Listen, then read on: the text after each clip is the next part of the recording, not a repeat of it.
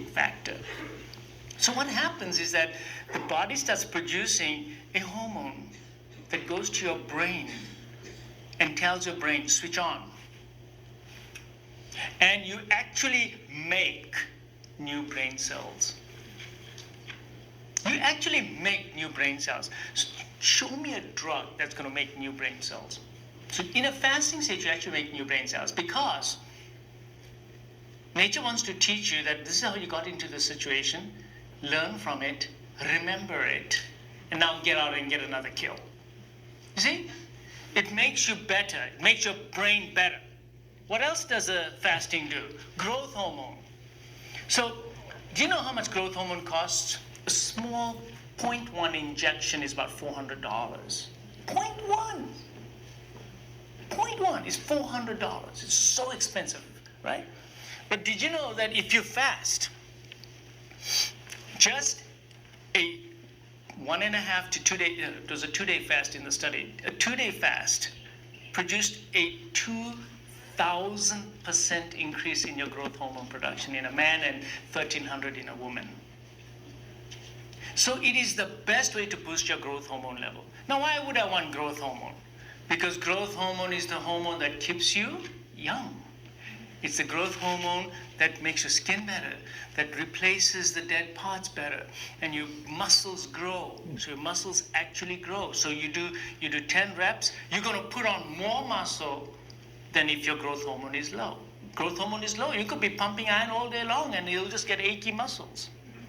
But you will not grow muscles. To grow muscles, you need growth hormone. You want to stay younger, you need growth hormone. Now, there is a condition called adult growth hormone deficiency, and of course children have it too.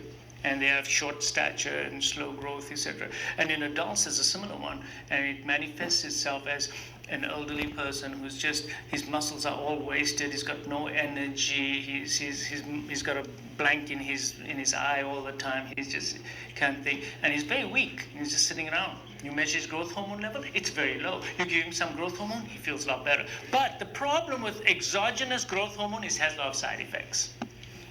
So that's why right now it's not approved by the FDA for me to give people growth hormone. But the best way to give yourself growth hormone is do one fast. Do one fast, and your growth hormones will go up. What else happens when you're fasting? So growth hormone, I told you about 24 to 48 hours if you really want to get the full benefit of growth hormone. Now, there's a condition called autophagy. I'm going to explain to you what autophagy is.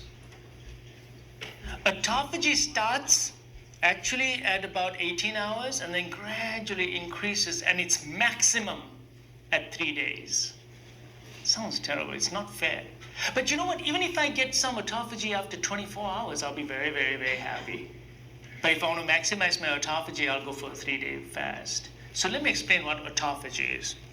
Autophagy, the Nobel Prize winner got it 2 years ago, got the prize on autophagy. So what happens in autophagy is that when you are nutrient deficient like this, the body senses that there's no nutrients coming in. And there's a thing called mTOR. mTOR levels go really, really low. This is a protein kinase in the body, and it goes really, really low, and that turns on autophagy. What turns off autophagy is mTOR levels are high. What causes mTOR levels to go high is eating mostly proteins. So let's come back again to autophagy. So what autophagy does is that it takes your cells, and the cell has a lipoprotein membrane around it, and there's all the intracellular organelles in it. But in the course of time, those cells, the intracellular organelles, some of them become redundant. There's protein lying around. Whenever there's work, there's going to be garbage. So there are old intracellular organelles and some proteinaceous materials that are just lying around in the cytoplasm. So the body says, I need energy. Recycle. I need to recycle.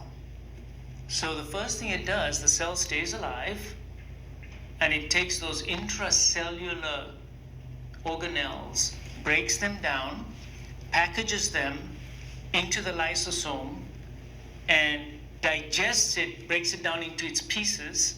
So whether it's the sarcoplasmic reticulum or other intracellular organelles, breaks them all down and exports it out of the cell.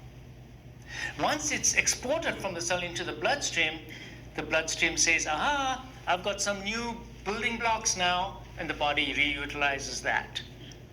Okay, so the body now starts utilizing your intracellular organelles. So you're recycling your cell. So your cell doesn't die. It goes into a state of recycling. And you recycle your mitochondria as well. So mitochondrial parts, because there's a lot of oxidative stress going on in the mitochondria. So what happens is that that cell is now going to be depleted of its old non-functional parts. And then when you do eat, guess what gets repaired first? All those organelles. So you basically rejuvenate your cells. Now, if you're constantly eating, you will not rejuvenate those cells.